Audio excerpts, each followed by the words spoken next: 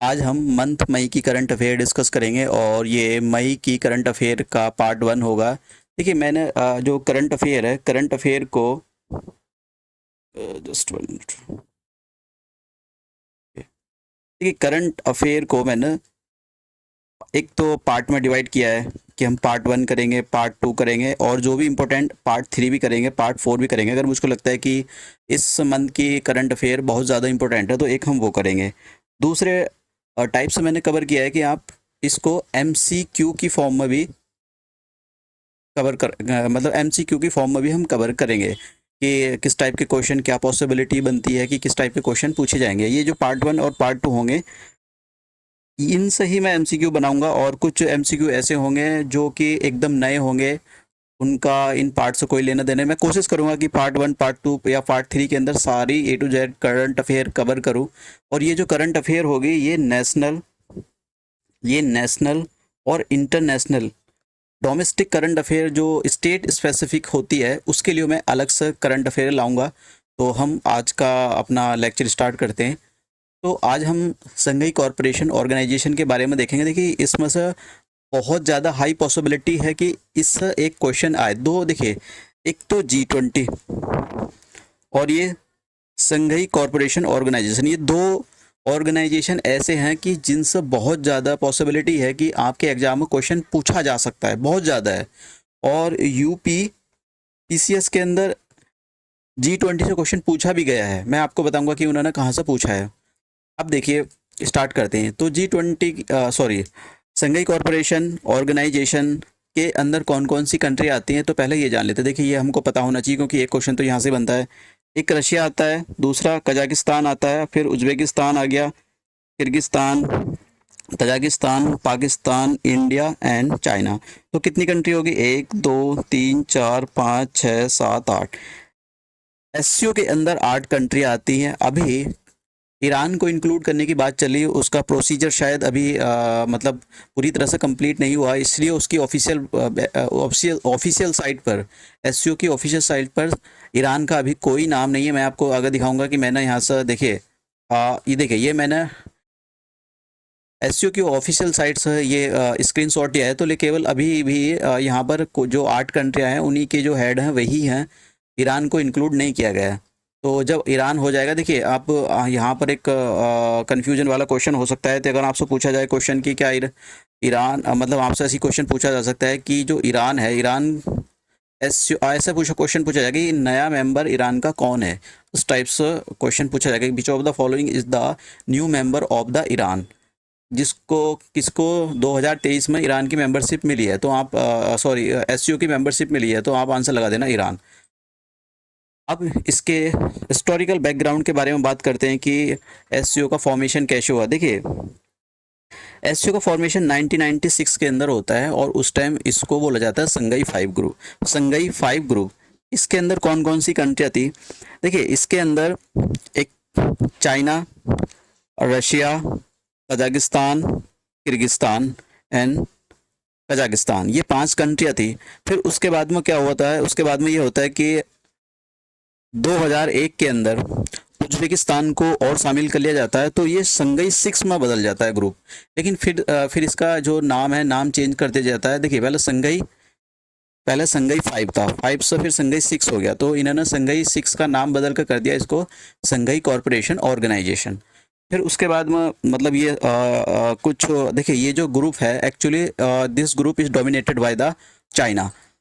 अब चाइना इस ग्रुप को डोमिनेट करता है। अब रशिया को लगा कि देखिए रशिया और चाइना में भी पावर स्ट्रगल चलता है, तो रशिया को लगा कि चाइना का सेंट्रल एशियन में कब्जा हो जाएगा। देखिए ये जो जितना भी आप ग्रुप देख रहे हो ना, ये जो ग्रुप है एक्चुअली, ये जो कंट्री आई है, ये इस पर रशिया का डोमिनेशन रहा है शुरू से ही। अब इन कंट्रियों पर कहीं चाइना ना डोमिनेट कर ले, इसलिए चाइना को काउंटर करने के लिए रशिया ने प्रस्ताव दिया कि हम इंडिया को इंक्लूड करेंगे। लेकिन इधर से चाइना बोला कि अगर आप इंडिया को इंक्लूड करोगे तो हम पाकिस्तान को इंक्लूड करेंगे। इसलिए 2017 के अंदर इंडिया और पाकिस्तान को फुल फ्लेज मेंबर बना दिया गया। ठीक है, तो ये क्वेश्चन काफ़ी बार पूछा गया है कि इंडिया और पाकिस्तान को कौन से साल के अंदर एससीओ का मेंबर बनाया गया था। तो 2017 के अंदर इंडिया और पाकिस्तान को ऑफिशियली इसका एससीओ का मेंबर बना दिया गया है। तो ये काफ़ी इंपॉर्टेंट हो जाता है। रशिया ने काफ़ी कोशिश की है। तो अब देखिए इम्पोर्टेंट बहुत ज़्यादा है इसकी, जो संघीय कॉरपोरेशन ऑर्गेनाइजेशन इसकी बहुत ज़्यादा इंपॉर्टेंट है। मैं आगे बताऊंगा कैसा। उसके बाद में देखिए मेंबरशिप मैंने आपको बता दिया। अभी जैसे ईरान के बारे में, ईरान को अभी पूरी तरह से मतलब ऑफिशियल साइट पर नहीं है, लेकिन इसका प्रोसीजर कंप्लीट हो चुका है। नवंबर 2022 में जो ईरान की पार्लियामेंट थी उसने अप्रूव कर दिया है।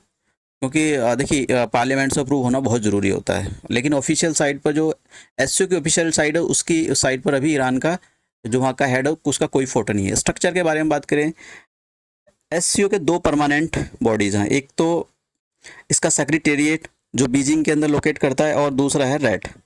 रैट की क्या फुल फॉर्म होती है? Regional anti terrorist structure. इसका ये ताशकंद के अंदर लोकेट करता है। अभी हम देखेंगे आगे। सब तो सेक्रेटेरिएट के बारे में बात कर लेते हैं। देखिए सेक्रेटेरिएट का जो काम होता है, जो भी एससीओ डिसीजन लेता है तो उन डिसीजन को इम्प्लीमेंट करने का काम सेक्रेटेरिएट का होता है। सेक्रेटेरिएट बीजिंग में लोकेट करता है इसका।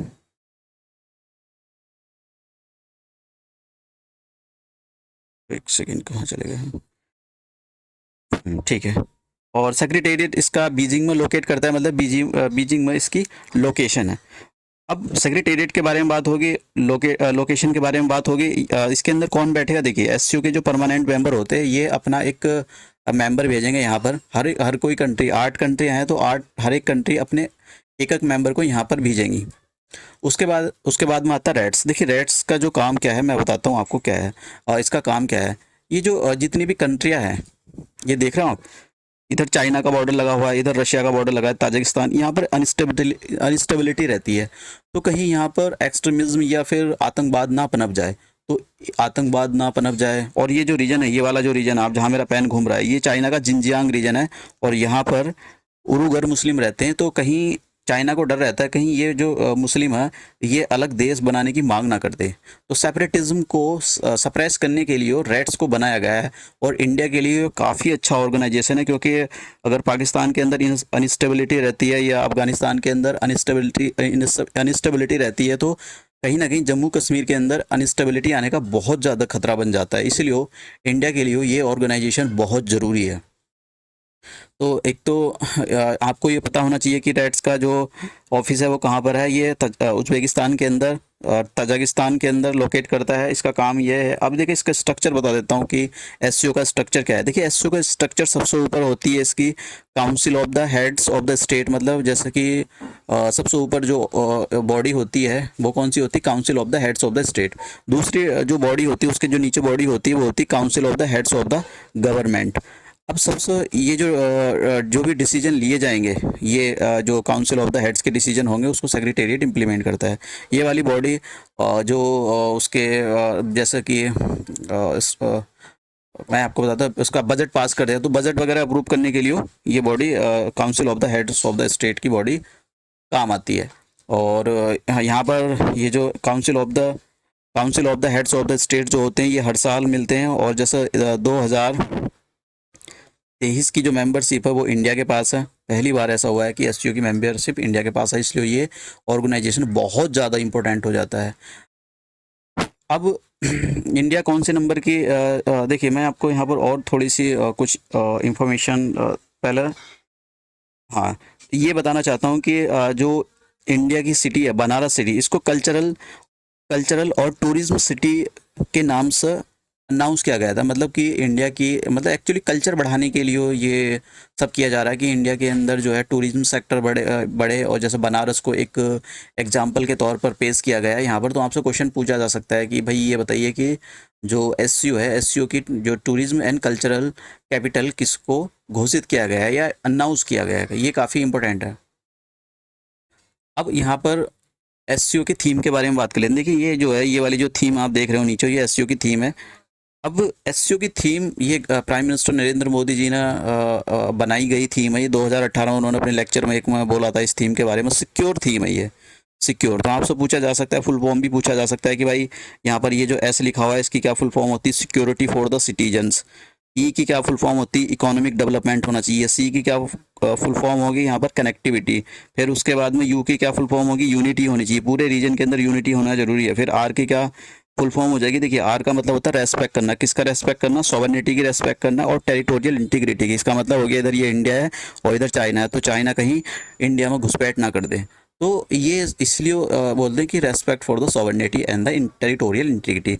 और ई का मतलब होता है एनवायरनमेंट प्रोटेक्शन। तो अगर ये आप सारे ब्रॉड प्रोस्पेक्टिव देख रहे हो, तो ये पूरे वर्ल्ड के सामने आज की चुनौतियां है जो इंडिया ने रिप्रेजेंट करी, कि ये एक्चुअली ये चुनौतियां हैं, इनसे निपटने के लिए कहीं ना कहीं बड़ी जो पॉलिटिकल पार्टियां होती हैं, जो बड़े बड़े ऑर्गेनाइजेशन होते हैं, वे अपने एजेंडा में इंक्लूड करें कि इंडिया एक मैसेज भेजना चाहता है। मैंने यहाँ पर इसको लिख दिया है, आप पीछे से भी देख सकते हो। अब दूसरी करंट अफेयर, ये काफ़ी इंपॉर्टेंट करंट अफेयर थी जो हमने करी, लॉजिस्टिक परफॉर्मेंस इंडेक्स।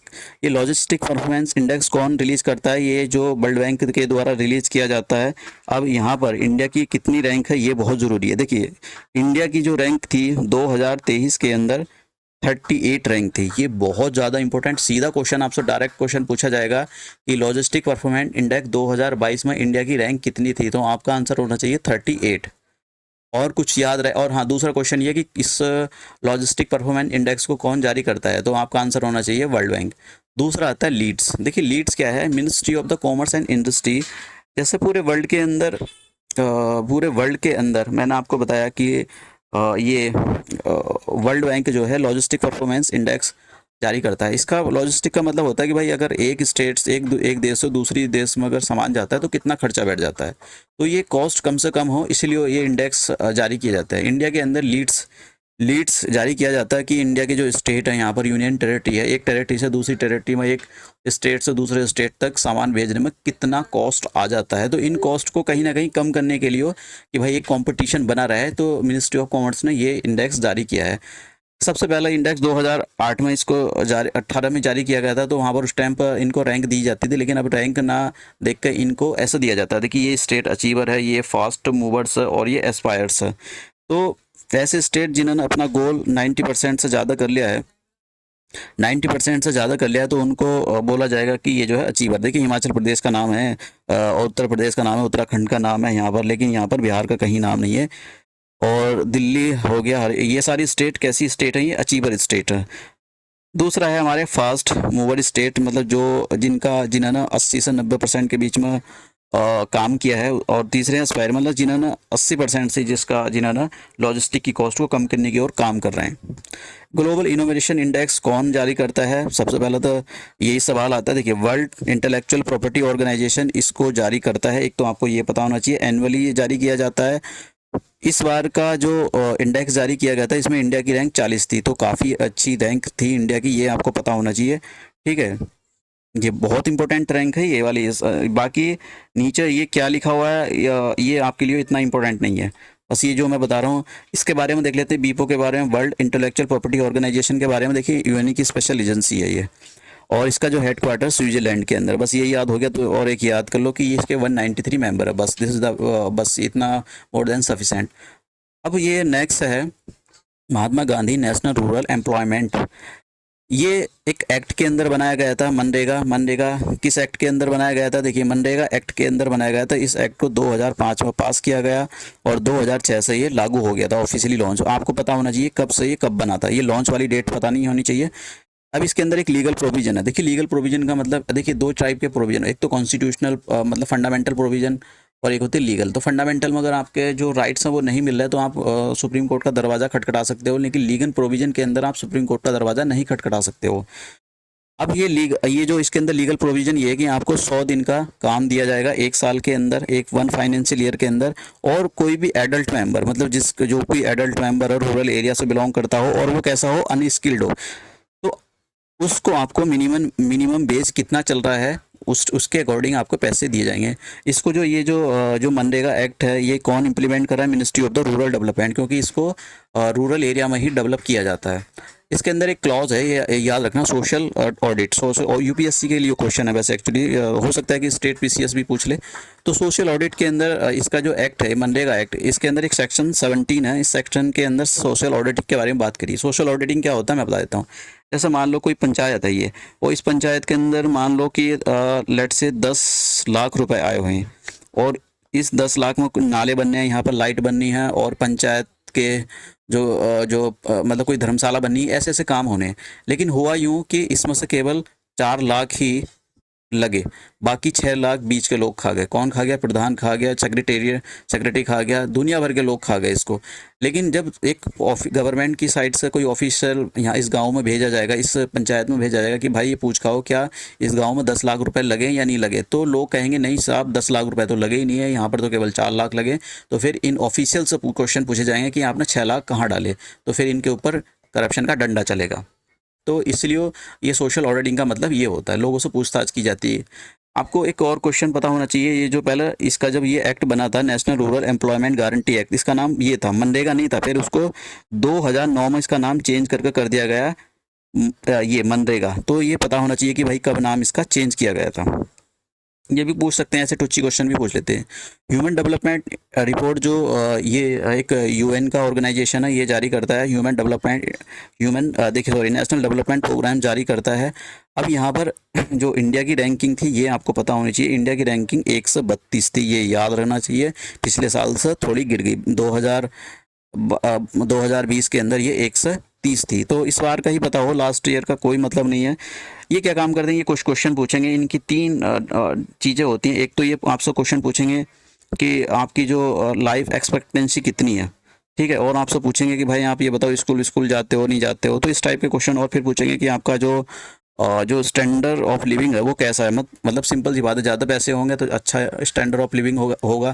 तो ये पर कैपिटा इनकम के बारे में पूछते हैं, भाई जितना पर कैपिटा इनकम होगा, मतलब कि पर बंदे की आय अच्छी होगी, अच्छा पैसा होगा, उसके बाद तो सिंपल सी बात है वो अच्छे घर में रहेगा, अच्छी हवा होगी उसके बाद। तो ये सारे क्वेश्चन 3 क्वेश्चन पूछते हैं, ये उसी के बेसिस पर ये जो है रिपोर्ट तैयार करते हैं। एक्चुअली एक रिपोर्ट जो है, और भी इसके 4 जो सब इंडेसेस हैं, तो उसके बारे में किसी और दिन बात करेंगे। लेकिन जो अभी तक क्वेश्चन पूछे गए हैं वो इसी से पूछे गए हैं, उसमें फिर ज़्यादा डिफिकल्ट हो जाता है। नेक्स्ट, अब देखिए इंडिया 25 साल हो गए इंडिया को न्यूक्लियर टेस्ट करो हो, तो इंडिया ने कब न्यूक्लियर वेपन को एक्वायर किया उसके टेस्ट के बारे में पढ़ते हैं। सबसे पहला 18 मई 1974 को इंदिरा गांधी की सरकार थी, इंडिया ने पहली बार न्यूक्लियर टेस्ट किया।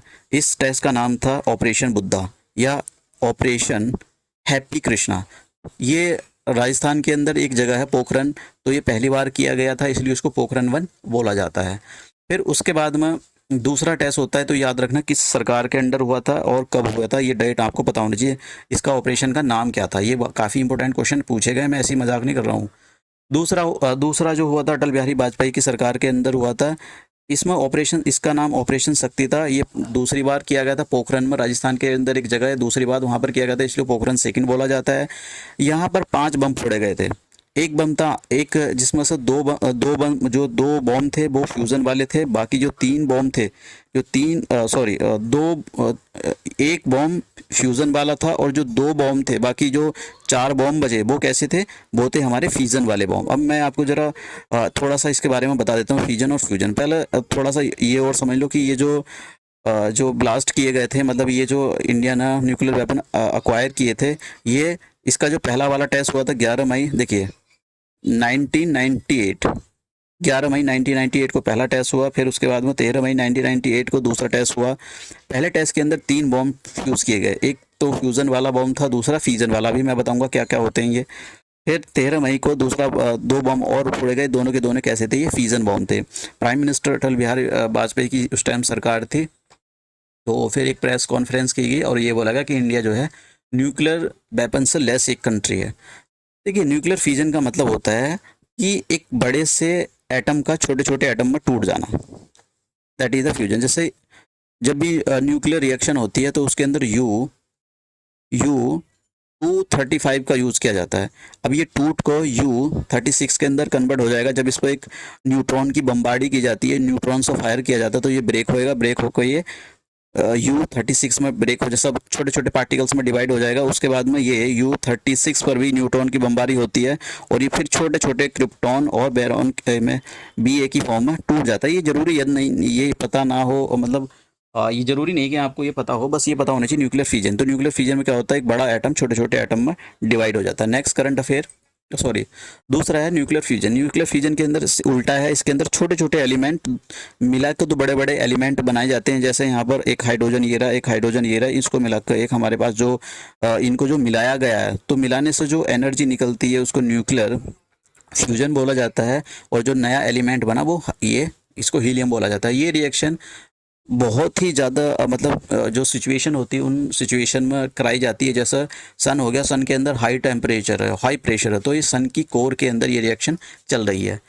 ठीक है, तो ये वाली बात याद रखना, ये सन की कोर के अंदर ये रिएक्शन चल रही है। ये क्वेश्चन पूछा गया काफ़ी। और याद रखना कि इसमें जो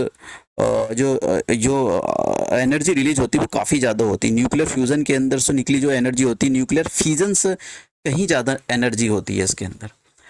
होमी बाबा जो होमी बाबा जो होते हैं, इनको father of the Indian nuclear programme भी बोला जाता है। आपसे क्वेश्चन पूछा जा सकता है, who is the father of the Indian nuclear programme. एक क्वेश्चन बहुत इंपॉर्टेंट है, तो आपसे पूछा जाएगा कि जो अभी रिसेंटली वर्ल्ड बैंक का प्रेसिडेंट बना है उसका क्या नाम है। अजय वंगा, ये याद रखना, अजय वंगा।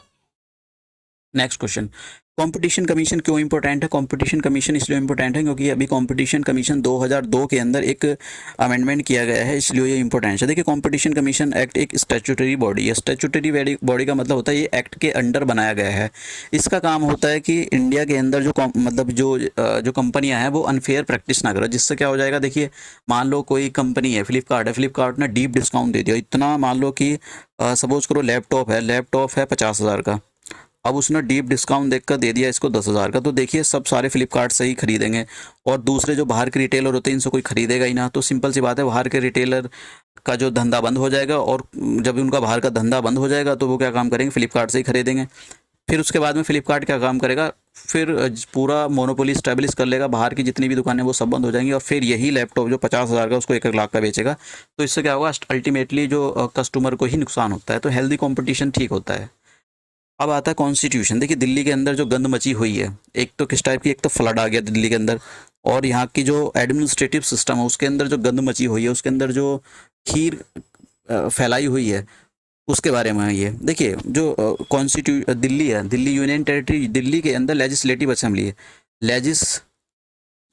दिल्ली के अंदर लेजिस्लेटिव असेंबली है। तो यहाँ पर 70 सीट है। अब ये 70 सीट मतलब ये लेजिस्लेटिव असेंबली जो 69 अमेंडमेंट एक्ट 1991 हुआ था, इसके अंदर एक आर्टिकल डाला गया 239AA। इस आर्टिकल ने पावर दी है कि दिल्ली के अंदर एक लेजिस्लेटिव असेंबली होगी। तो ये वाला एक्ट याद रखना कि भाई आपको जो आपसे पूछा जा सकता है कि 69 कॉन्स्टिट्यूशनल अमेंडमेंट एक्ट 1991 किससे रिलेट करता है। ये जो अमेंडमेंट किया था, एक कमेटी बनाई गई थी इससे पहले, बालकृष्ण कमेटी बनाई गई थी, उसके आधार पर बनाया गया था। टाइगर रिलोकेशन के बारे में बस आपको ये पता होना चाहिए। देखिए हुआ क्या था, बस थोड़े टाइगर रिजर्व के पता होना चाहिए, कौन सा कहाँ पर। देखिए, Kanha national park, Kanha tiger reserve और बांधीगढ़ से, ये मध्य प्रदेश के अंदर दोनों के दोनों, यहाँ से दो टाइगर को रीलोकेट किया गया। कहाँ, उड़ीसा के अंदर। उड़ीसा के अंदर एक टाइगर रिजर्व है, इसे सतकोसी टाइगर रिजर्व के नाम से बोलते हैं। सतकोसी के अंदर एक भी टाइगर नहीं है। तो यहाँ पर जो घासें हैं वो टाइगर के रहने के लिए ठीक है, लेकिन ये जो प्रोजेक्ट था ये फेल हो गया। अब थोड़ा देख लेते हैं कि कान्हा टाइगर रिजर्व कहाँ पर है। ये क्वेश्चन पूछा जाएगा। ये तो फेल हो गया, पास हो गया, ये नहीं पूछा जाएगा। ये तो एक जो क्या है व्यू, बस वो उसके बारे में है। ज़्यादा बड़ा तो लेक्चर नहीं हो गया, 30 मिनट से ज़्यादा का लेक्चर नहीं रखेंगे क्योंकि फिर बहुत ज़्यादा ही बड़ा हो जाता है।